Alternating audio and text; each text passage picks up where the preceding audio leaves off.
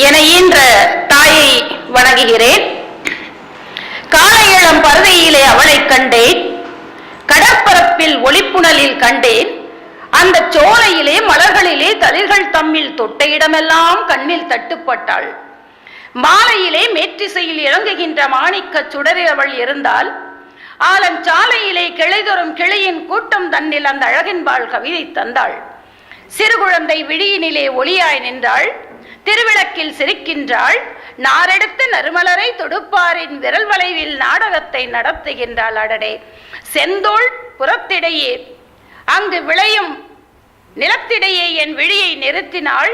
திசை கண்டேன், வான் கண்டேன், உட்புறத்து செறிந்தனவாம் பலப்பளவும் கண்டேன், யாண்டும் அசைவனவும் நிற்பனவும் கண்டேன், அழகுதனை கண்டேன், நல் இன்பம் கொண்டேன், பசை உள்ள பொருளிலெல்லாம் பசையவள் கான், பழமையினால் சாகாத இளையவள் கான், நசையோடு நோக்கடா எங்கும் உள்ளால், நல்லின்ப வயப்பட்டால் துன்பம் இல்லை என்று இந்த இயற்கையை பற்றியும் அந்த இயற்கைக்கு உள்ளே தமிழ் மகளானவள் வாழ்ந்து கொண்டிருக்கின்றாள் என்பதை பற்றியும் இந்த பாடலிலே பாரதிதாசன் கூறுகின்றார்.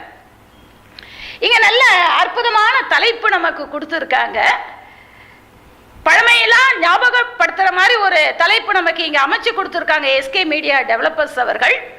அன்னார் அவர்களுக்கு எங்களுடைய வாழ்த்தையும் வணக்கத்தையும் தெரிவித்துக் கொண்டு, உங்கள் வளர்ச்சிக்கு நாங்கள் எப்பொழுதுமே ஆக்கத்தையும் ஊக்கத்தையும் அளிப்போம் என்ற ஒரு நல்ல உறுதிமொழியினை நாங்கள் இந்த நேரத்திலே தெரிவித்துக் கொள்கின்றோம். மகிழ்ச்சியான வாழ்க்கை, மகிழ்ச்சியான வாழ்க்கை என்ற அப்படியே நல்ல சிரிச்சுக்கினே இருங்கம்மா, ஜாலியா. மகிழ்ச்சியான வாழ்க்கை வாழ்வது கிராமப்புறத்திலா நகரத்திலா? இது மகிழ்ச்சின்றது என்னன்னு கேட்டீங்கன்னா, நம்ம நினைச்ச மகிழ்ச்சி. தனியா நிற்கும் போது தானா சிரிப்பான், அது அவனுக்கு மகிழ்ச்சி. அடுத்தது குழந்தைகள் விளையாடும் பொழுது பார்த்தீங்கன்னா, அதுங்க விளையாடுறத பார்த்து நம்ம சிரிப்போம், அது ஒரு மகிழ்ச்சி. ஒரு வாத்தியார் பள்ளிக்கூடத்துல வழுக்கி விழுந்துட்டா மாணவர் சிரிப்பான் பாருங்க, அது அவனுக்கு மகிழ்ச்சி இல்லையா? நமக்கு அரியர் வந்ததுன்னா அது அதை விட மகிழ்ச்சி இல்லையா? அப்ப அந்த மகிழ்ச்சின்றது எங்க இருக்குது அப்படின்னு கேட்டீங்கன்னா, நகரத்துல இருந்தாலும் சரி, அது கிராமப்புறத்துல இருந்தாலும் சரி, அகத்துல இருக்கணும் மகிழ்ச்சி, அகத்துல இருக்கணுங்க மகிழ்ச்சி. ஆனா இங்க நமக்கு தலைப்பு என்னன்னு கேட்டீங்கன்னா, கிராம வாழ்க்கை மகிழ்ச்சியா இருக்குதா, நகர வாழ்க்கை மகிழ்ச்சியா இருக்குதா? ஒரு நிமிஷம் நம்ம யோசனை பண்ணி பார்க்கணும். இன்னைக்கு இருக்கக்கூடிய நகர்ப்புறங்கள்லாம் ஒரு காலத்துல எப்படி இருந்ததுன்னா கிராமமா தாங்க இருந்தது. எல்லாமே கிராமத்துல இருந்து போனவங்க தான் நகரத்துக்கு, எல்லாம் கிராமத்துல இருந்து போனவங்க தான்.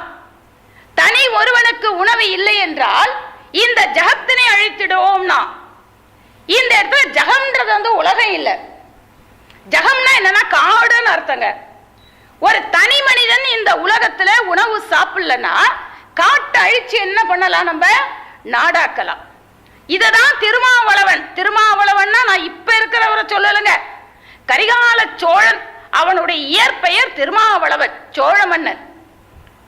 காடு கொன்று நாடாக்கினான், குளம் தொட்டு வளம் சேர்த்தான். அப்ப அந்த காலத்துல எல்லாமே எப்படி இருந்ததுன்னா கிராமமா தான் இருந்தது. சோறு வேணுங்க, முதல்ல சாப்பாடு வேணும், உட்கார்ந்த இடத்துல சாப்பாடு, படுக்கிற இடத்துல தூக்கம், இது ரெண்டும் இருந்துச்சுன்னா அதுதாங்க சொர்க்கம். இதுக்காக தானங்க நம்ம கஷ்டப்படுறோம், ஒரு நாள் முழுக்க கஷ்டப்படுறோம் நம்ம நின்று. அப்படியே உடம்புல இருக்கிற 5 லிட்டர் ரத்தமும் காலில் இறங்குது, கத்துறோம், தொண்டை வலிக்குது, நெஞ்சு வலிக்குது, நிக்கிறோம், கால் வலிக்குது. எதுக்கு? சோத்துக்கு. ஒரு ஜான் வயிறு இல்லாட்டா உலகத்திலே இது கலாட்டா. அந்த ஒரு ஜான் வயிறு தான். இந்த ஒரு ஜான் வயிற்றுக்கு சோறு கொடுக்கறது யாருன்னு கேட்ட கிராமங்கள் தாங்க. எல்லாம் இப்ப இவங்க தலையாட்டுறாங்க, ஏன்னா நான் இவங்க பக்கம் பேசுறேன்னு நினைச்சுன்னு இருக்காங்க. ஏன்னா சில உண்மைகளை நம்ம இங்க ஒத்துக்கணும் இல்லைங்களா? அதனால கிராமங்கள் சரி, நகர்ப்புறத்துல ஒண்ணுமே இல்லையா அப்படின்னு கேட்டா, ஒரு காலத்துல பாத்தீங்கன்னா எல்லாம் கிராமமா இருந்தது. குறைஞ்சது ஒரு 90% கிராமங்கள் அந்த காலத்துல இருந்ததுங்க. ஆனா இப்ப பாருங்க, அது கொஞ்சம் கொஞ்சமா குறைஞ்சி குறைஞ்சி குறைஞ்சி அது நகரமா மாறிடுச்சு. இன்னைக்கு 68% கிராமங்கள் நகரமா மாறிடுச்சு. இதுல ஏதாவது தப்பு இருக்கா அப்படின்னு கேட்டா இல்ல. இவங்களும் சாப்பிடுறாங்க, இவங்களும் சாப்பிடுறாங்க, 2 பேரும் சாப்பிடுறாங்க. இதுல என்ன வேறுபாடு? இது ஆரோக்கியமா இருக்குது, இது அவசர அவசரமா சாப்பிடுற மாதிரி இருக்கு நகரங்கள் பாத்தீங்கன்னா. அப்போ கிராமத்துல இருக்கக்கூடியவர்கள் இன்றைய காலகட்டத்தில் எதை நோக்கி பயணப்படுகிறார்கள்? நகரத்தை நோக்கி தான் பயணப்படுகிறார்கள். என்னதான் கிராமத்துல நீங்க எவ்வளோ விவசாயம் பண்ணாலும் கூட விளைவிக்கிறது அத்தனையும் உங்களால சாப்பிட முடியாது. அது என்ன பண்ணணும்? நீங்க சந்தைக்கு எடுத்துக்கிட்டு போகணும். அது நீங்க நகர்ப்புறத்துல வித்துதான் ஆகணும். அங்க இருக்கிறவங்க வாங்கினால்தான் அதை வச்சு நீங்க பழப்பு நடத்த முடியும். அப்ப யோசனை பண்ணி பாருங்க. அப்போ கிராமமும் வேணும், நகரமும் வேணும். ஆனா விவசாயத்துல பாத்தீங்கன்னா நிறைய புரட்சியெல்லாம் அந்த காலத்துல பண்ணி இருக்காங்க. ஒரு விவசாயி எப்படி பண்ணணும்? மணப்பாறை மாடு கட்டி, இன்னைக்கு ஒரு என்ஜினியர் எப்படி வீடு கட்டணும் நமக்கு சொல்லி கொடுக்க மாட்டாருங்க. ஒரு டாக்டர் கிட்ட போய் கேளுங்க எப்படி வைத்தியம் பண்றீங்கன்னு சொல்லி கொடுக்க மாட்டாங்க. நானே இவங்களுக்கு எதுவும் சொல்லி கொடுக்க மாட்டேன் ரகசியமான விஷயங்களை. ஆனா அன்னைக்கு விவசாயி வெளிப்படை, வாழ்க்கை வெளிப்படைங்க, எல்லாம் வெளிப்படையா இருந்தாங்க. கிராமங்கள்ல பாத்தீங்கன்னா வெள்ளந்தீம்பாங்க, கிராமத்துல வெள்ளந்தீம்பாங்க. மணப்பாறை மாடு கட்டி மய வரும் ஏறு பூட்டி வயக்காட்ட உழுது போடு செல்ல கண்ணு, பசுந்தழைய போட்டு பாடுபடு சின்ன கண்ணு. எப்படி உரம் போடுறதுன்னு சொன்னான். அந்த பசுந்தழையை எடுத்து உரமா போடு, அதான் இயற்கை உரம். அது சொல்லி கொடுத்தது நீங்க, செயற்கை உரம் கண்டுபிடிக்கிறது இவங்க. மணப்பாறை மாடு கட்டி மய வரும் ஏறு பூட்டி வயக்காட்ட உழுது போடு செல்ல கண்ணு, பசுந்தழைய போட்டு பாடுபடு சின்ன கண்ணு. ஆத்தோரம் கிச்சடி சம்பா அப்படின்னா என்னன்னு இப்ப தெரியாது. உங்களுக்கு தெரியுமா? நகர்ப்புறத்துல இருக்கிறவங்களுக்கு ஆத்தோரம் கிச்சடி சம்பா பார்த்து வாங்கி விதைச்சு நாத்த புடுங்கி நட்டு போடு செல்ல கண்ணு, அதிலும் ஈத்தம் பிடிச்சி இறச்சி போடு சின்ன கண்ணு. நாத்த புடுங்கணும், நடணும், அதுக்கப்புறமேட்டா ஏத்தம் பிடிச்சி அதுக்கு நீங்க தண்ணியை பாய்ச்சி விவசாயத்தை பண்ணி இந்த நாட்டினுடைய பொருளாதாரத்தை உயர்த்தணும். அப்ப அதுக்கு ஏதாவது வழி சொல்லியிருக்காங்களா அப்படின்னு கேட்டா அதையும் அவங்க சொல்றாங்க. பொதிய ஏத்தி வண்டியில பொள்ளாச்சி சந்தையில விருதுநகர் வியாபாரிக்கு செல்ல கண்ணு, அத நீ வித்து புட்டு பணத்தை என்ன சின்ன கண்ணு. விவசாயம் எப்படி பண்ணணும், எப்படி நீங்க உரம் போடணும், அதுக்கு எப்படி நீங்க விற்பனைக்கு அதை நீங்க கொண்டு போகணும், எப்படி வாழ்க்கையை நடத்தணும், எப்படி வாழ்க்கையை நடத்தணும், எல்லாத்துக்குமே வழி சொல்றாங்க கிராமப்புறங்கள்ல பாத்தீங்கன்னா. அதுக்கு அடுத்தது கொண்டு போனோம், வித்தோம், பணமாக்கிட்டோம். அந்த பணத்தை எப்படி செலவு பண்றது? சேர்த்த பணத்தை சிக்கனமா செலவு செய்து பக்குவமா அம்மா கையில கொடுத்து போடு செல்ல கண்ணு, உங்க அம்மா கையில கொடுத்து போடு செல்ல கண்ணு, அவற்றை 600 ஆக்கிடுவா சின்ன கண்ணு. சிறுவாணி சேர்க்கறதுன்னு கிராமத்துல ஒரு பழமொழி உண்டுங்க. சோறாக்க மாமியார் அரிசி எடுத்து கொடுத்தாங்கன்னா ஒரு புடி எடுத்து ஒரு பானையில போட்டு வைப்பாங்க. ஒரு புடி போட்டுக்கினே இருங்க, படிப்படியா ஆயிடும். அது இது சிறுவாணி சேர்க்கறது. அந்த சேர்த்த பணத்தை சிக்கனமா செலவு செய்து உன்னுடைய வருங்காலத்துக்கு அதை வச்சுக்கோ. இத கிராமப்புறங்கள்ல சொல்லி கொடுக்குறாங்க. இங்க பாருங்க, கடன் வாங்கி செலவு பண்றாங்க, லோன் போட்டு செலவு பண்றாங்க இவங்க, இல்லையா? இப்படி இந்த கிராமப்புறத்துக்கும் நகரப்புறத்துக்கும் பாத்தீங்கன்னா நிறைய வேறுபாடுகள் உண்டுங்க. அதை பத்தி பேசுவதற்காக இங்க நம்முடைய சகோதரிகள் வந்திருக்கிறாங்க. இவங்களை நான் முதல்ல அறிமுகப்படுத்திடுறேன். இந்த அணியில, கிராமப்புற அணியில பேசுவதற்காக என்னுடைய அருமை தோழி. நான் ஒரு கடவுளை கண்ணால் பார்ப்பேன் என்று சொன்னால் என் தோழியை தான் நான் பார்ப்பேன். அந்த மாதிரி என்னுடைய தோழி அவங்க. அப்படிப்பட்ட தோழி ருக்மணி அவர்களை நான் இந்த நிகழ்ச்சிக்கு வருகை என்று வரவேற்கின்றேன். அதற்கடுத்து என்னுடைய பள்ளியினுடைய மேல் அதிகாரியாக இருக்கக்கூடிய ரேவதி மேடம் அவர்களும் இங்கே பேச வந்திருக்கிறார்கள். அதுக்கு அடுத்ததாக நன்கு தமிழ் படித்து நல்ல வார்த்தைகளை சமுதாயத்திற்கு கொடுத்து கொண்டு இருக்கக்கூடிய வனிதா அவர்கள் இங்கு வந்திருக்கிறார்கள். இவங்க 3 பேரும் பார்த்தீங்கன்னா குறுக்கு சால் ஓட்டுவாங்க, இவங்க நெடுக சால் ஓட்டுவாங்க. நான் வந்து பரம்படிச்சு வைப்பேன், நீங்க வந்து ஆடியன்ஸ்ல நாத்த புடிங்க வந்து நட்டுணும். கடவுள் ஊத்துவாருமா? கடவுள் ஊத்த போறாரு. அதுக்கடுத்து இந்த அணியில நகர்ப்புறத்துல வந்து பேசுவதற்காக அருமை சகோதரி, ஒரு நிமிஷம் நில்லுங்களேன். நான் இவங்களை பத்தி ரொம்ப பெருமையா சொல்லணும். நான் பார்த்த நிறைய சாதனை பெண்கள்ல என் உள்ளத்தின் உயர்வில் இருக்கக்கூடிய பெண்மணி எஸ்ஆர் சாந்தி அவர்கள் யாருமே செய்ய முடியாத ஒரு பணியை ஒரு துணிவான ஒரு பெண்மணி, ஒரு கரப்பாம்பூச்சியை பார்த்தா நான் பயப்படுவேன், பல்லையை பார்த்தா நான் பயப்படுவேன், ஆனா அவ்வளோ பெரிய மயானத்தினுடைய தமிழகத்தின் முதல் அலுவலராக பணியில் வந்து அமர்ந்தவர்கள் அவர்கள். உண்மையில இவங்க பணியை வந்து யாராலுமே செய்ய முடியாது. சமீபத்தில் மேல்மருவத்தூர்ல மேடம் அவர்களுக்கு அவார்டு கொடுத்தாங்க. தமிழகத்துல பல்வேறு விருதுகளை வாங்கி இருக்கக்கூடிய ஒரு சாதனை பெண்மணி இந்த எஸ்கே மீடியா டெவலப்பர்ஸ் அறிமுகப்படுத்துறாங்க அவங்கள அப்படின்னும் பொழுது உண்மையிலேயே அவங்களுக்கு நம்ம எல்லாருமே ஒரு சல்யூட் அடிக்கணும். அப்படிப்பட்ட ஒரு உயர்ந்த பெண்மணி இனியும் தொடர்ந்து எங்களோடு அவர்கள் பயணிப்பார் என்ற உறுதியும் நமக்கு கொடுத்து இருக்கிறார்கள். அன்னார் அவர்களை இந்த நிகழ்ச்சிக்கு வந்தது உங்களை பார்ப்பதிலே நான் வந்து பெருமையா நான் நினைக்கிறேன், மகிழ்ச்சியா நினைக்கிறேன். நான் எடுத்த தீசிஸே பெண்ணியம் தான் எடுத்தேன், ஆனா இந்த மாதிரி பெண்ணை பத்தி என்னால எழுத முடியலையேன்னு நான் கஷ்டப்பட்டேன். இப்பதான் சந்திச்சு இருக்கேன். சுடுகாட்டுக்கு ஒரு சுற்றுலான்னு சொல்லிட்டு நாங்க இப்ப பிளான் பண்ணி இருக்கிறோம். கண்டிப்பா மேடம் எங்களுக்கு கைட் பண்ணுவாங்க. எந்த இடத்துல வேணாலும் எங்க வேணாலும் சுற்றுலா போக முடியும். ஆனா நான் மட்டும் சாதிக்கல, எனக்கு மட்டும் அச்சம் என்பது இல்லை, அச்சமும் மடமும் நாய்களுக்கு வேண்டுமா என்று கேட்டார். அதனால உங்கள் அத்துணை பேருமே பயம் இல்லாத ஒரு சாதனை பெண்மணியாக என்னால மாற்ற முடியும். நான் ஓட்டேரியில நான் இருக்கிறேன், எவ்வளவு மக்களை நான் மாத்திருக்கிறேன், எவ்வளவு இளைஞர்களை நான் மாத்திருக்கேன். இன்னைக்கு என் அம்மான்னு வந்து பெருமையா அவங்க கூப்பிடும் போதே எனக்கு ரொம்ப சந்தோஷமா இருக்குது அப்படின்னாங்க. அப்படிப்பட்ட ஒரு பெண்மணியை இந்த மீடியா வந்து எஸ்கே மீடியா வந்து அறிமுகப்படுத்துவதிலே நான் மிக்க மகிழ்ச்சி அடைகின்றேன். இது தமிழ்நாடே உங்களுக்கு கொடுத்த ஒரு பொக்கிஷமாக நீங்களும் நினைக்க வேண்டும், நாங்களும் நினைக்க வேண்டும் என்று சொல்லி அவர்களை நான் அறிமுகப்படுத்துகின்றேன். என்னதான் இப்படி அறிமுகப்படுத்தினாலும் தீர்ப்பு உங்க பக்கம் இருக்குன்னு மட்டும் நினைச்சுக்காதீங்க. எப்படி பேசுறீங்களோ அதுக்கு தகுந்த மாதிரி தீர்ப்பு. நான் ஒண்ணுமே முடிவு பண்ணல. இந்த உட்காந்துக்கிற ஆடியன்ஸ் எந்த பக்கம் கை தட்டுறாங்களோ அந்த பக்கம் நான் தீர்ப்பு சொல்லிடுவேன். அடுத்தது அந்த அணியில பேசக்கூடிய கவிதாஞ்சலி, அற்புதமான கவிதைகளை எல்லாம் எழுதி வரக்கூடிய மயிலம் கல்லூரியிலே தமிழை, தரமான தமிழை படித்த எங்களுடைய தேவி கலா அவர்களை இந்த நிகழ்ச்சிக்கு வரவேற்பதிலே நாங்கள் மகிழ்ச்சி அடைகின்றோம். அதுக்கடுத்து இந்த அம்மா ஒரு யூடியூப் சேனலே வச்சு நடத்திக்கிட்டு இருக்கிறாங்க. மதுரை நீங்க யூடியூப் சேனல் போட்டீங்கன்னா ரேவதி மட்டும்தான் இருப்பாங்க.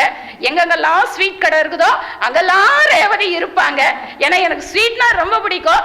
அந்த ஸ்வீட்டுன்ற ஒரு இதுல தான் நாங்க 2 பேருமே கனெக்ட் ஆனோம் இல்லைங்களா? அதனால நீங்க எடுக்கிற அந்த யூடியூப் இது அது மட்டும் ஸ்வீட் இல்லம்மா, உங்க வாழ்க்கையும் ஸ்வீட்டா இருக்கணும். ஏன்னா உங்களை பார்க்கும் போதெல்லாம் எங்களுக்கும் ஸ்வீட்டா இருக்குது. உட்காருங்க. உங்களுக்கும் வந்து வணக்கத்தை தெரிவித்துக் கொள்கின்றேன்.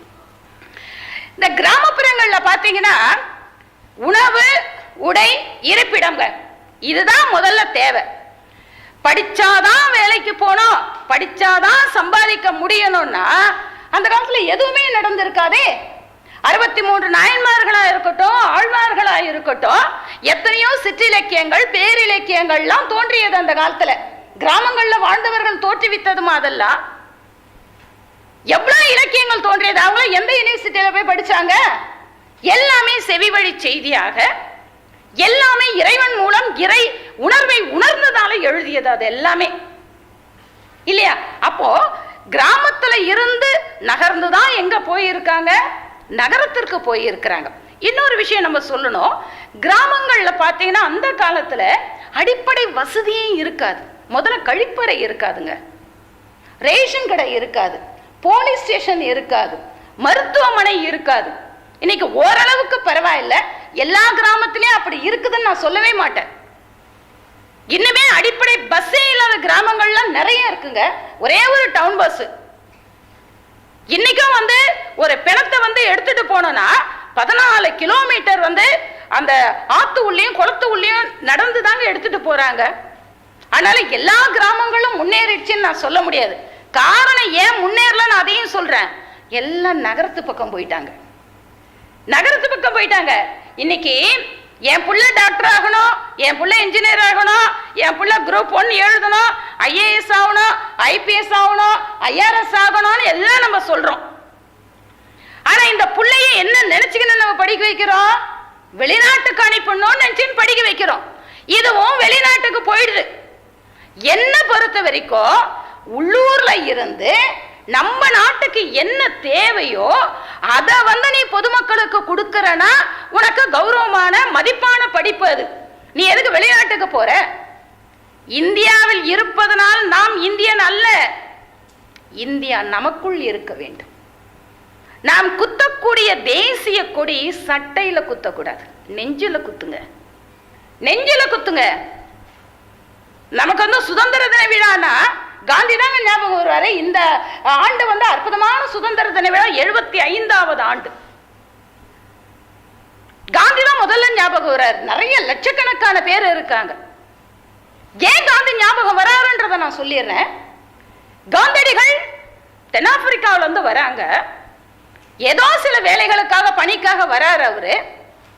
நம்ம இந்தியா வராரு. அவரு வரும்பொழுது இங்க இருக்கக்கூடியது எல்லாத்தையும் பார்க்கிறாரு.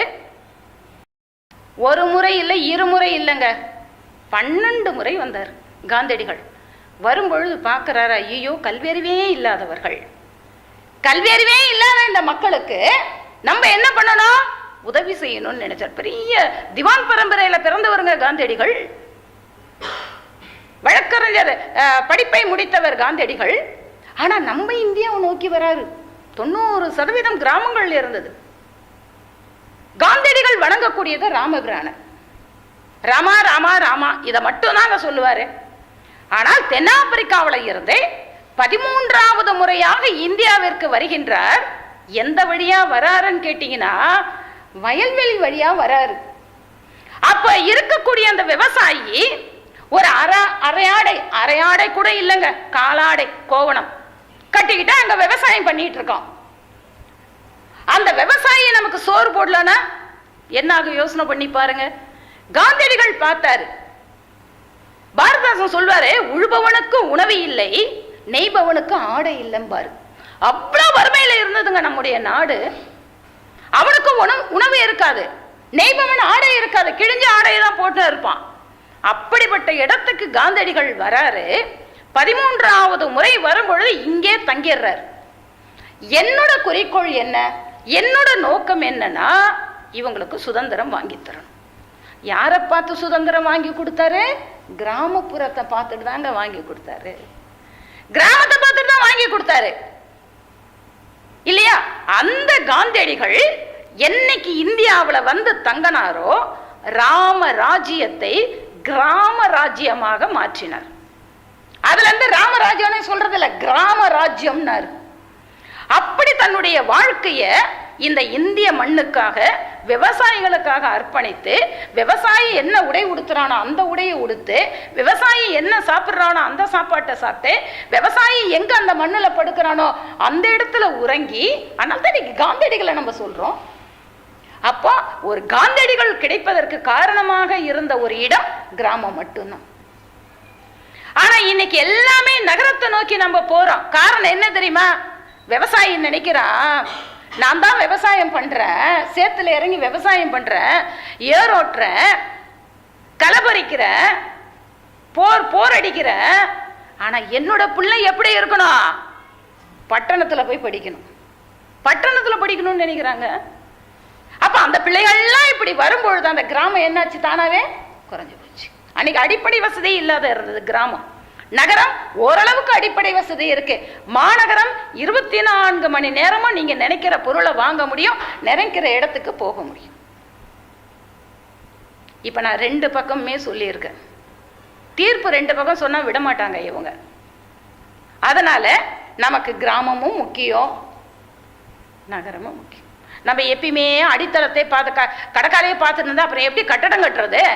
கடற்காலம் முக்கியம், கட்டடம் முக்கியம். இல்ல எது முக்கியம்னா நம்ம என்ன சொல்ல முடியும் இல்லையா? அதனால நீங்க பேசுறத வச்சுதான் நான் என்ன பண்ண போறேன், முடிவு பண்ண போறேன். இப்பொழுது மகிழ்ச்சி அதிகமாக தருவது கிராமமே என்ற அணிக்கு அணி சேர்ப்பதற்காக புலவர், கவிஞர், பேச்சாளர், எழுத்தாளர், நல்ல பெண்மணி, ஒரு மனிதனாக இருக்கக்கூடிய ருக்மணி அவர்களை அழைக்கின்றேன். தமிழால் வாழ்வோம், தமிழுக்காக வாழ்வோம் என்று தாய் தமிழை வணங்கி, எனதருமை சகோதரியை நான் எதிரணியிலேருந்து தான் நாங்கள் 2 பேரும் பேசுவோம்.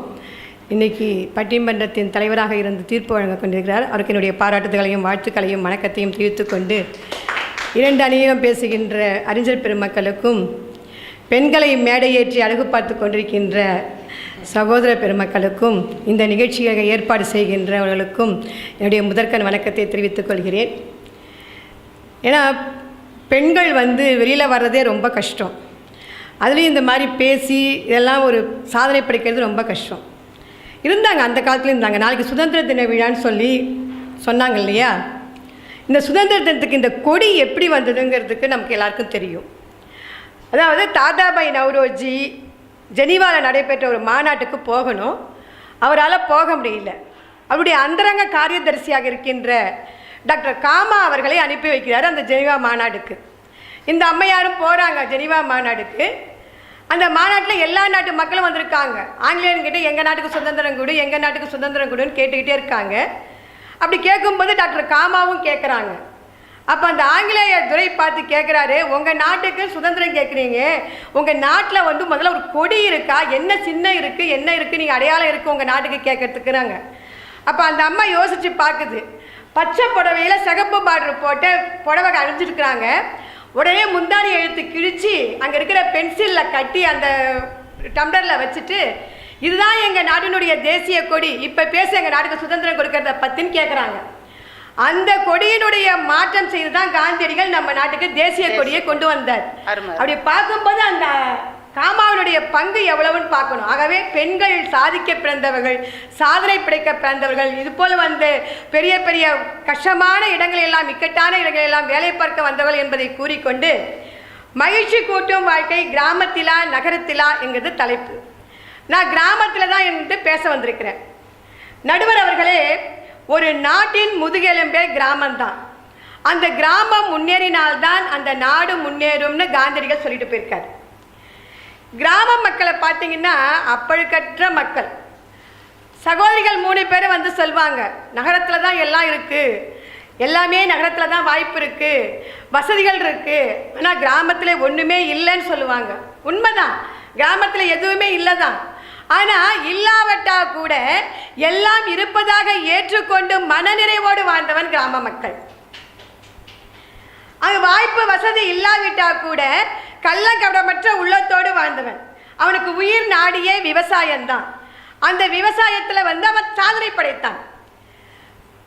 நீர் பாய்ச்சும் போதும் பாட்டு, களை எடுக்கும் போதும் பாட்டு, கதிர் அறுக்கும் போதும் பாட்டு, பிறந்தா பாட்டு, இறந்தா பாட்டு, பெண் பெரியவளானா பாட்டு, திருமணமானா பாட்டு, ஏன் இதிகாசங்களையே பாட்டாக வடித்து தன்னுடைய வாழ்க்கையை நிம்மதியோடும் சந்தோஷத்தோடும் வாழ்ந்தவன் கிராம மக்கள்.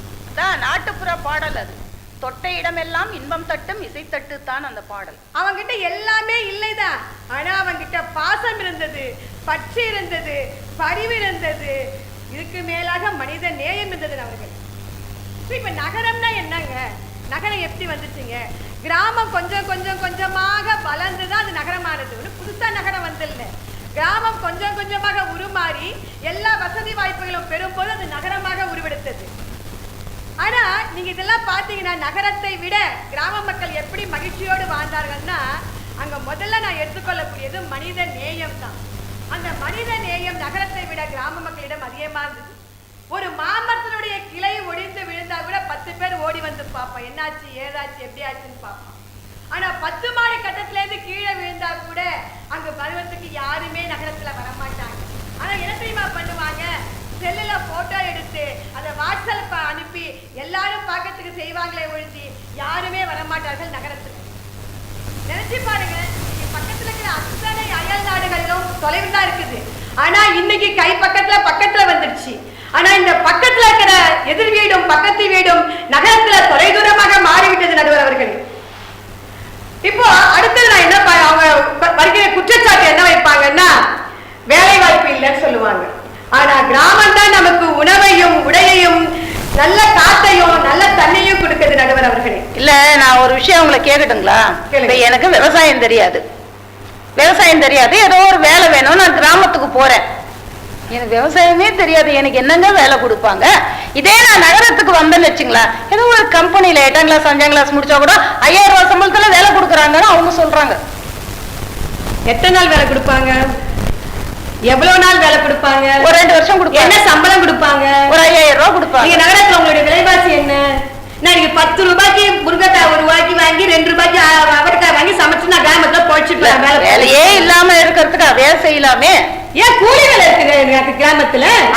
கூலி வேலைகள் இருக்குது, எவ்வளவோ வேலைகள் இருக்கு கிராமத்துல, இல்லன்னு சொல்லுங்க பாப்போம். எவ்வளவு வேலைகள் இருக்கு, கட்ட தொழிலுக்கு போலாம், வேலை வாய்ப்புக்கு போலாம், எங்கேயும் போலாம். ஏன்னா அங்க கிராமத்துல இருக்கிறவங்களே நகரத்துக்கு வேலைக்கு கூட்டிட்டு போறாங்களே.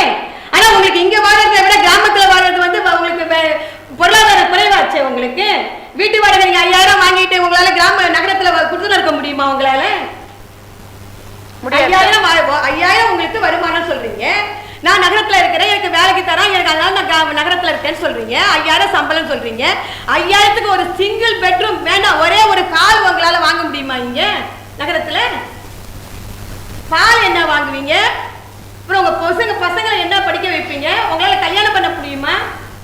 ஆக உங்களுக்கு வாய்ப்புகள் அதிகமாக இருந்தாலும் ஒரு நகரத்தில் வாழ்வதென்றால் குறைஞ்சபட்சம் ஒருத்தருக்கு 20,000 25,000 சம்பளம் இல்லாம நகரத்துல வாழ முடியாது. உங்களுக்கு வேலை வாய்ப்பு வேணா அதிகமா இருக்கலாம், என்ன கொடுத்துமா? ஆளானப்பட்ட பிஇ படிச்சவங்களே இன்னைக்கு சாதாரண வேலையில உட்காந்துருக்காங்க. இன்னைக்கு ஒண்ணுமே 2ஆம் கிளாஸ் 3ஆம் கிளாஸ் படிச்சு நீங்க என்ன வேலைக்கு வருவீங்க நகரத்துல? இதுதான் என்னுடைய கேள்வி. இப்போ அப்படியே வேலை வாய்ப்பு தேடி நீங்க பட்டணத்துக்கு வந்தா கூட ஏதாவது ஒரு திருவிழா, ஏதாவது ஒரு பண்டிகை, ஏதாவது ஒரு ஊர்ல விழா அப்படின்னா என்ன பண்றீங்க? அடுத்த நிமிஷமே நீங்க கிராமத்துக்கு ஓடி போயிடுறீங்க. அன்னைக்கு பாத்தீங்கன்னா பேருந்து வசதிகள் அதிகமா செஞ்சு தராங்க, ட்ரெயின் வசதி அதிகமா செஞ்சு தராங்க, எல்லாம் அதிகமா. ஏன் காரணம் என்ன? நகர்ப்புறத்தில் இருக்கின்ற பாதி மக்கள் ஓடி போய் அங்க போயிடுறாங்கன்னு பார்த்தோம். அப்புறம் சொன்னீங்க நீங்க நடுவர் சொன்னது போல சேமிப்பு கிராம மக்களிடையே அதிகமா இருந்தது. அது சொன்னாங்க இல்லையா? ஒவ்வொரு நாளும் சாதத்தை வடிக்கும் போது ஒவ்வொரு பிடி அரிசியும் அந்த அம்மா ஒரு பானையில போட்டு வைக்கும். இப்ப ஒரு 2 அழகு எடுத்து சமைக்கிறாங்கன்னா அதுல ஒரு பிடி அரிசி போடும். இப்படியே சேர்த்து வைக்கும் போது காசு இல்லாத போனாலும் சரி, இல்ல 4-5 பேர் தன்னுடைய வீட்டுக்கு வந்துட்டாங்களும் சரி, அரிசி குறையும் போது சரி, அதை எடுத்து அந்த மக்களுக்கு சமைச்சு போட்டு சந்தோஷமாக வாழ்ந்தார்கள் நடுவர்களே.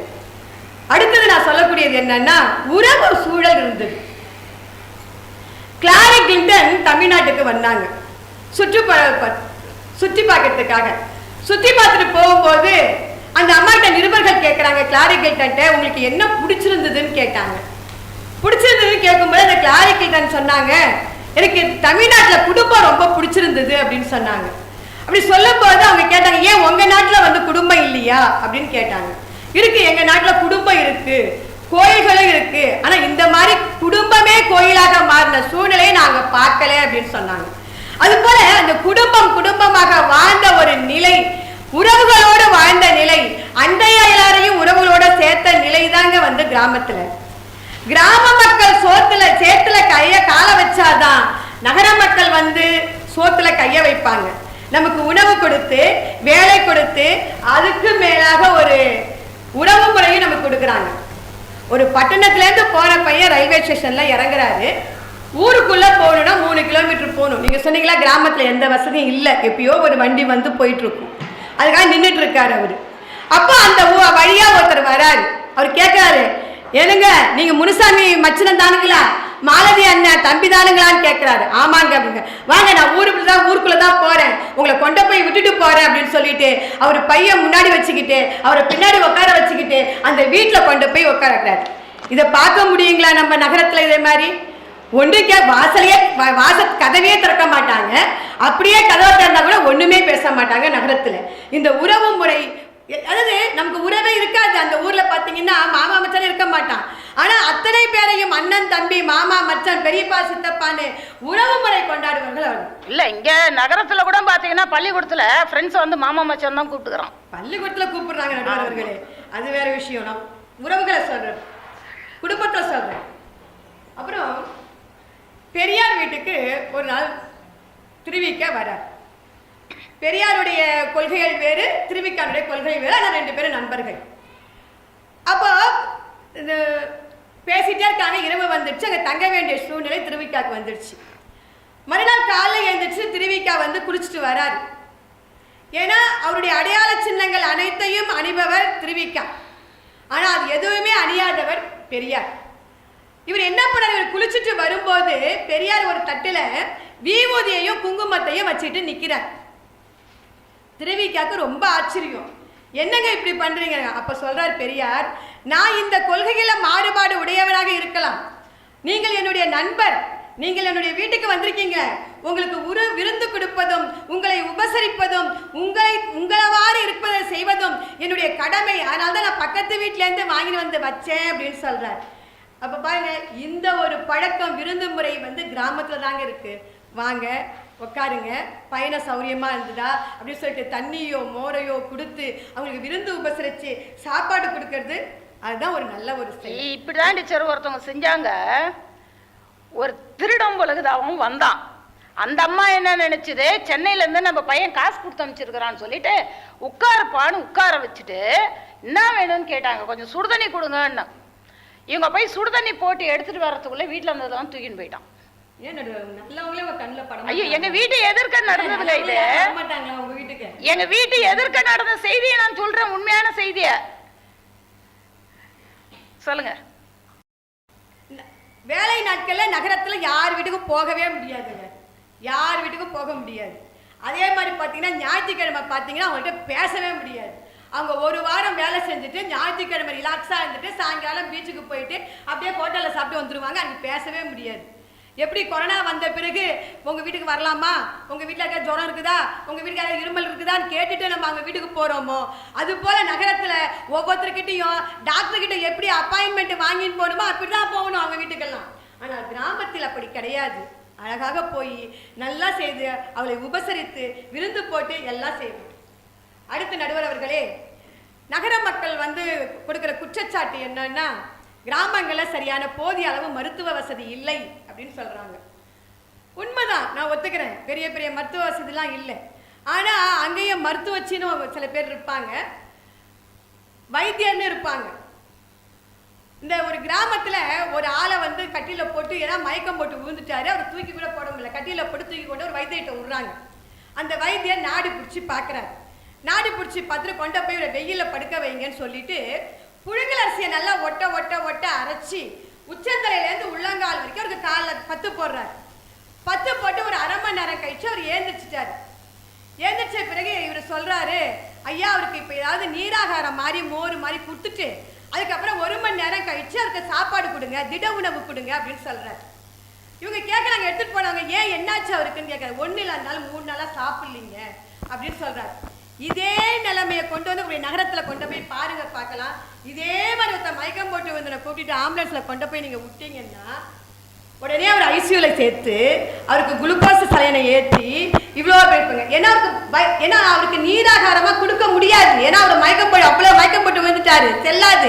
இந்த புழுங்கல் அரிசியை நம்ம போட்டோம்னா மயிர்கால் வழியாக அதனுடைய சத்துக்கள் உள்ளார இறங்கி அவன் கொஞ்சம் உணர்வு பெற்று ஏந்திச்ச பிறகு இந்த வைத்திய முறையெல்லாம் கிராமத்துல நிறைய இருக்கு. அது அந்த 10 போடுறது, இவங்க வீட்டுல போய் 10 போடுன்னா 10 போட்டு வந்துட்டாங்க. அதான் கிராமத்துக்கு நகரத்துக்கு. அதே மாதிரி மருத்துவச்சின்னு ஒருத்தங்க இருப்பாங்க, கைப்பிடிச்சு பார்ப்பாங்க.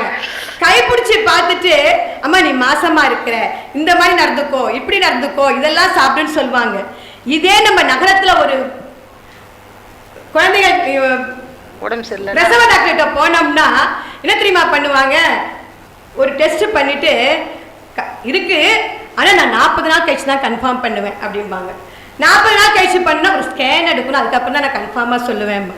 இப்படி ஒவ்வொரு மாசமும் கன்ஃபார்ம் பண்ணி ஒவ்வொரு மாசமும் ஒவ்வொரு இவ்வளவு மாத்திரையை எழுதி கொடுத்து அந்த பையன் கருவிலேயே எல்லாத்தையும் ஒரு விட்டு அது 4 கிலோ 5 கிலோ ஆகி அவனுக்கு ஒரு இயல்பான இயற்கையான பிரசவம் ஆகாமல் அவங்க சிசேரியன் செய்யக்கூடிய நிலவுக்கு நீ கொண்டு வந்துடுறாங்க. அதான் அந்த காலத்துல பெத்து எடுத்தாங்க, இந்த காலத்துல கீச்சு எடுக்கிறாங்க.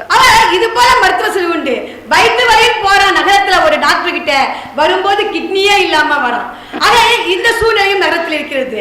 இதையெல்லாம் பார்க்கும்போது அந்த இயற்கையோடு இயற்கையாக வாழ்ந்த அந்த கிராம வாழ்க்கையே நல்லது, கிராம வாழ்க்கையே நல்லது என்று கூறி இன்னும் ஒரே ஒரு பாயிண்ட் சொல்லுங்க. திருவிழான்னு ஒண்ணு நடக்கும். ஏன்னா கிராமம்னாலே திருவிழா தான். அந்த திருவிழா எப்படி நடக்கும்னா 10 நாள் நடக்கும். அந்த 10 நாள் ஏன்னா கொடியேற்றி அது முடிகிற வரைக்கும் அந்த திருவிழா நடக்கும். ஊரடிச்சு கோலம் போட்டு எல்லாம் போட்டு அந்த சந்தோஷமா இருந்து பலதரப்பட்ட வாழ்வாதாரங்கள்லாம் இருக்கும்.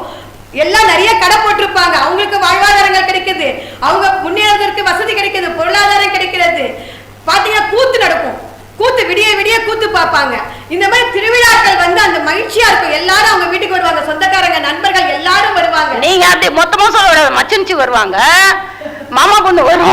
பேசி பேசினா என் டயத்தையே நீங்க எடுத்துக்கிட்டீங்க. இப்படி ஒரு வாரம் போயிட்டு கூத்துக்கள்லாம் பார்த்து விடிய விடிய பார்த்து அந்த அம்மா வாசத்து உடனே சமைக்க போயிடும் அத்தனை பேருக்கும். இவங்க கேட்கலாம் ஏன் நகரத்துல நடக்கலையான்னு சொல்லி இவங்க கேட்கலாம். ஆனா நகரத்தில் நடக்குது நான் இல்லைன்னு சொல்லல, ஆனா நம்மளுடைய வசதி வாய்ப்புக்காக நடக்குது. இப்பயே ஆடி மாசம் எடுத்துக்கோங்க, ஆடி மாசம் அம்மனுக்கு உகந்த நாள், கூழ் வாக்கற நான் ஆடி மாசம் போடுவாங்க. அம்மனுக்கு உகந்த நாள் செவ்வாய்க்கிழமை வெள்ளிக்கிழமையும் தான். ஆனா நான் வந்து இப்பதான் சென்னைக்கு வந்து 6 மாசம் ஆகுது. இங்க எல்லாரும் ஞாயிற்றுக்கிழமை ஊத்துறாங்க. என்னன்னு கேட்டா எங்களுக்கு ஞாயிற்றுக்கிழமை தான் வசதிங்கிறாங்க. அதுக்கப்புறம் பார்த்தா ஒரே ஒரு மணி நேரம் கச்சேரி, அது எனக்கு பாட்டு கச்சேரி தான் வைக்கிறாங்க. இது மாதிரி இந்த விழாக்கள் வந்து நம்முடைய வசதிக்காக, நம்முடைய இதுக்காக பாரம்பரியத்தை தொலைத்து, வசதி வாய்ப்புகளை தொலைத்து, பக்தியை தொலைத்து ஏதோ நம்ம செய்யணுங்கிற ஒரு கடமைக்காக செய்யப்படுகிறது நடுவர் அவர்களே. அதே போல விளையாட்டு தொலைந்து விட்டது. நகரத்தில் வந்து விளையாட்டுகள் இப்ப இல்லவே இல்லை. கிராமத்துல பார்த்தீங்கன்னா கில்லி விளையாட்டு, பம்பனம் விளையாட்டு என்று, கபடி விளையாட்டு, கொக்கோ விளையாட்டு என்று விளையாட்டுகள் வளர்ந்து விட்டது. இப்ப செஸ் எல்லாம் கூட விளையாடினாங்களே மகாபலிபுரத்துல, நகர மக்கள் விளையாட்டு எத்தனை பேர் விளையாண்டாங்க? எத்தனை பேர் சொல்லுங்க? இருக்கிறவங்க அத்தனை பேரும் ஒரு கிராமத்துல ஒரு நீச்சல் இருந்தா கிராம மக்கள் 300 பேர் போய் குதிப்பாரு. அத்தனை பேரும் விளையாடுவாங்களே. கிராமத்துல வந்து அவன் பம்பரம் விடுவான், பம்பரம் விட ஒரு ரூபாய் தான் அந்த பம்பரம் இருக்கும். தோத்து போன பம்பரத்தை நடுவுல வச்சுட்டு மத்த 4 பேரும் உடைக்கிறதுக்கு பாப்பானுங்க.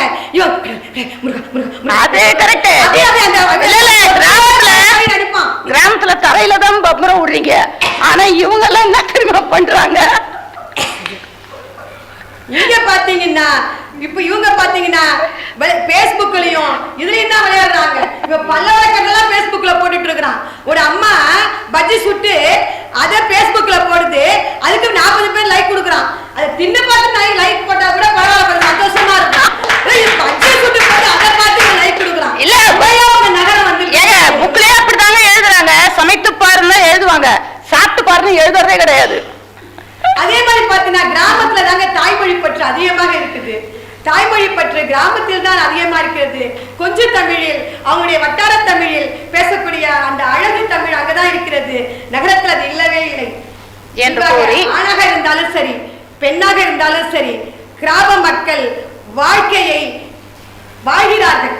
அந்த வாழ்க்கையில தன்னை பிணைத்துக் கொள்கிறார்கள். தன்னை பிணைத்துக் கொண்டு அந்த வாழ்க்கையில இருக்கிற குடும்பத்தில் இருக்கிற மக்களுக்காகவும் அந்த ஊர்ல இருக்கிற மக்களுக்காகவும் வேலை செய்து செய்து செய்து தெய்வமாக மாறுகிறார்கள். ஆனால் நகர மக்கள் வாழ்க்கையை தன்னுள் பிணைத்துக் கொள்கிறார்கள். பொருளாதாரத்துக்காகவும் கடமைக்காகவும் சுயநலமாக வாழ்ந்து அவர்கள் வாழ்கிறார்களே தவிர மகிழ்ச்சியாக இல்லை என்று சொல்லி மகிழ்ச்சி அதிகம் நினைப்பது கிராமத்தில் தான் என்று கூறி வாய்ப்பளித்தமைக்கும் வாய்மொழி கேட்டவருக்கும் நன்றி பாராட்டி விடைபெறுகிறேன். நன்றி, வணக்கம். அருமை அருமை, ரொம்ப அற்புதமா பேசுனீங்க.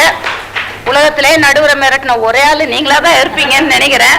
சரி, அது உரிமையோட சொன்னீங்க, ரொம்ப சந்தோஷமா இருந்தது. இந்த உணவை பத்தி சொன்னாங்க, கிராம உணவு எல்லாம் சொன்னாங்க.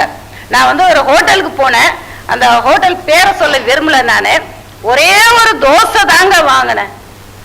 இப்படி 4ஆ மடிச்சு எடுத்து வாயில வச்சேன். 93 ரூபாய் காலி. இதே நான் வீட்டுல இருந்திருந்தா 93 ரூபாய்க்கு என்ன பண்ணி இருப்பேன்? 2 கிலோ அரிசியை போட்டு என் தெருவுக்கு என் தெருவுக்கே கொடுத்துருப்பாங்க. 10 சட்னியில நான் சாப்பிடவே மாட்டேங்க, சர்க்கரையை தொட்டு சாப்பிட்டு போயிட்டே இருப்பேன். நல்லா அருமையா சொன்னாங்க. கிராமங்கள்ல வந்து திருவிழாக்கள் வந்து இருக்குது, அந்த பாரம்பரியம் வந்து இன்னுமே கடைபிடிக்கப்படுகின்றது. மரபுகளை வந்து நீங்க சொன்னீங்களே ஞாயிற்றுக்கிழமை கூழுத்துறாங்கன்னு சொல்லிட்டு, கண்டிப்பா அந்த மரபுகளை வந்து மாற்றக்கூடாது. எப்பொருளை எச்சொல்லால் உயர்ந்தோர் செப்பினரோ அப்பொருளை அச்சொல்லால் செப்புதலும் செய்தலுமே மரபு. அந்த மரபை எதுக்கு மாத்துறது? நல்ல அருமையான ஒரு கேள்வி உங்ககிட்ட கேட்டுட்டு போயிருக்காங்க. திருவிழாக்கள் அப்படின்னா அது இன்னுமே கிராமப்புறங்கள்ல தான். ஆனா இப்ப நாங்களாம் நகரப்புறத்துல இருக்கிறதுனால சாமி வரும்போது நான் ஜன்னல் வழியா பார்த்து குட் நைட் சொல்லுவேன். அவ்வளவுதாங்க முடியும், இறங்கி வர முடியாது. நான் நைட்டி போட்டு இருப்பேன், நான் எப்படி இறங்கி வர முடியும்? நான் இறங்கி வரணும்னா பட்டு புடவை கட்டணும், ஒரு பவுடர் டப்பா காலி ஆகணும், அப்புறம் பூவை வைக்கணும், பொட்டு வைக்கணும், அப்புறம் கீழே எல்லாரும் நின்றுட்டு இருப்பாங்க இல்லையா? அப்ப நகர்ப்புறத்துல பாத்தீங்கன்னா அந்த பக்தி என்பதும் திருவிழாக்கள் என்பதும் உணவு பழக்க வழக்கங்கள் எல்லாமே குறைந்து வருகிறது என்று ருக்மணி அம்மையார் கூறினார்கள். இப்பொழுது நகரம்தான் நமக்கு மகிழ்ச்சியை தருகின்றது என்று கூறுவதற்காக அருமை சகோதரி சாதனையார், உலகின் சாதனை பெண்மணி எஸ்தர் சாந்தி அவர்கள் பேச வருகிறார்கள். இதுதான் அவர்களுக்கு முதல் மேடை, பட்டிமன்ற மேடை. வாழ்த்துக்கள். மாண்புமிகு மன்ற தலைவர் அவர்களே, இங்கு குழுமியிருக்கும் வைரநெஞ்சு படைத்த வருங்கால வாலிப தோழர்களே, மண்டமில் நாட்டில் பிறந்த வனிதா மணிகளே, ஆக்க வேலைக்கு ஊக்கம் தேடும் ஆசிரியர் பெருமக்களே, உங்கள் அனைவருக்கும் என் முதற்கண் வணக்கத்தை தெரிவித்துக் கொள்கிறேன். நான் இப்போ என்ன தலைப்பில் நான் பேச வந்திருக்கேன்னா, நகர்ப்புற வாழ்க்கை தான் நமக்கு சந்தோஷத்தை தருது அப்படிங்கிற மாதிரி நான் பேச வந்திருக்கேன்.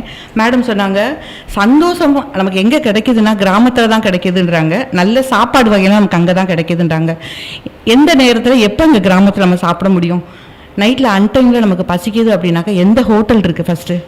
நமக்கு இங்கே நகர்ப்புறத்தில் பார்த்தீங்கன்னாக்கா எந்த நேரமும் எனி டைமும் நமக்கு வந்து உடனே ஆர்டர் பண்ணி எந்த நமக்கு பிடிச்ச வகையான சாப்பாடை சாப்பிடலாம். 10 நிமிஷத்துல வந்துடும். 10 நிமிஷம். ஆமாம் மேடம். ஆனால் 10 நிமிஷம் சாப்பாடு வந்தது, ஆனால் அவங்க எங்கே போனாங்கன்னே தெரியல நமக்கு. இப்போ பார்த்தீங்கன்னா கிராமப்புறத்தில் இப்போ நான் வந்து கிராமத்தில் இருந்து தான் நான் வந்தேன். ஆனால் கிராமத்தை நான் வந்து தப்பாக சொல்ல நான் விரும்பலை. இருந்தாலும் நான் கிராமத்தில் இருந்தேன்னா இன்றைக்கி நான் அந்த மேடை ஏறி இருக்கவே முடியாது. என்னன்னு பார்த்தீங்கன்னா கிராமத்துக்குள்ளே எந்த அந்த ஒரு நம்ம சுற்று வட்டாரத்துக்குள்ளே அதுக்குள்ளே மட்டும்தான் இருக்க முடியுமே ஒழிய, அதையும் தாண்டி நான் இப்போ நான் நகர்ப்புறத்துக்கு வந்தனால தான் இன்றைக்கி நான் இத்தனை அவார்டு வாங்க முடிஞ்சிச்சு. ஸ்டேட் லெவலில் நான் தமிழ்நாட்டு முதல் பெண்ணாக வந்திருக்க முடிஞ்சிச்சு. அதனால் இப்போ என்ன சொல்கிறேன்னா, நான் கிராம மக்களை வந்து நான் ப்ராமிஸாக எந்த தப்பும் சொல்ல வரல. நகர வாழ்க்கை வந்து வாழ்கிறது வந்து எல்லா ஃபெசிலிட்டியும் இருக்குது நமக்கு. இப்போ பார்த்தீங்கன்னா இப்போ எங்கள் அக்கா வந்து கிராமத்தில் தான் இருக்கிறாங்க. இப்போ அவங்க ஊருக்கு போகணும்னு நம்ம ஆசைப்பட்டால் கூட பாத்ரூம் ஃபெசிலிட்டி அங்கே இல்லவே இல்லை. இதனாலே அங்கே போகிறதுக்கு ரொம்ப நான் யோசிக்கிறேன். இன்னமும் அந்த குக்கிராமத்தில் இந்த மாதிரி இருக்க தான் செய்யுது. இப்போ நமக்கு இப்போ இங்கே நம்ம நகரத்துக்குள்ளே பார்த்தீங்கன்னாக்கா எந்த இடத்துக்கு போனாலும் எப்போ போனாலும் ஒரு பாத்ரூம் ஃபெசிலிட்டி இருக்குது. அதை பார்த்தீங்கன்னா அதை மீறி கிராமத்துக்குள்ளே பார்த்தீங்கன்னா ஒரு நடு சாமத்தில் ஒரு பிரசவ வலி எடுத்தாலுமே கூட டக்குன்னு எந்த ஹாஸ்பிட்டலுக்கும் நம்ம கொண்டு போகவே முடியாது. போகிற வழியில் எந்த ஒரு இன்சிடெண்ட்டும் ஏற்படலாம், எதுவுமே அவங்களுக்கு ஒரு எதை காப்பாற்ற முடியுன்ற லெவலுக்கெல்லாம் நான் கண் குளிர நான் இருந்து பார்த்துருக்கனால இந்த விஷயங்கள்லாம் சொல்ல வரேன். நான் என்னன்னு பார்த்தீங்கன்னா இப்போ நகரத்தில் அப்படின்னா உடனே நமக்கு அந்த ஃபெசிலிட்டி இருக்குது. நம்ம உடனே பார்த்து நம்ம உயிரை காப்பாற்றிக்கலாம். நமக்கு எல்லா வசதியுமே இங்கே இருக்குது. நகர்ப்புறத்தில் நம்ம வாழ்கிறதுக்கு நிறையா நம்மளுடைய அறிவுத்திறனை நம்ம எல்லா திறனையும் வளர்த்துக்கிறதுக்கு ஒரு நல்ல ஒரு இது இருக்குது.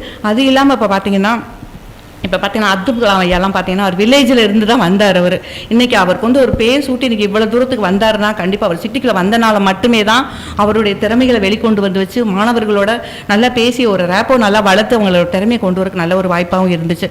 நறுவர் அவர்களே என்ன சொல்கிறேன்னா, கிராம மக்களுக்குள்ளேயும் நகர மக்களுக்குள்ளேயும் அங்கே இருந்து தான் இங்கே வராங்க, இங்கேருந்து தான் அங்கே போகிறாங்க. அதனால் வந்து அங்கே இருந்து இங்கே வர்றவங்க அங்கேருந்து இங்கே வர்றவங்க வந்து எல்லாத்தையும் வளர்த்து கொண்டு போய் திரும்ப அங்கே கொண்டு போய் அவங்களுக்கு சேர்க்க தான் இந்த வந்து நகரத்துக்கு வந்தாங்க. நான் படிக்கலை அப்படின்ட்டு என் பிள்ளையவாது நான் படிக்க வைக்கணும்னு சொல்லி நகர்ப்புறத்துக்கு தான் அனுப்புகிறாங்க. இல்லை, நீங்கள் சொல்கிறது கரெக்டாகம்மா.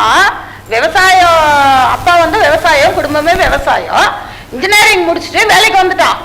வேலைக்கு வந்து இங்க வந்து சம்பாரிச்சு எடுத்துக்கிட்டு ஏன் கிராமத்தை வளர்க்கணும்னு சொல்லிட்டு திரும்ப கிராமத்துக்கு போயிருக்காங்க. கண்டிப்பா நிறைய இன்ஜினியர்ஸ் போயிருக்காங்க அந்த மாதிரி.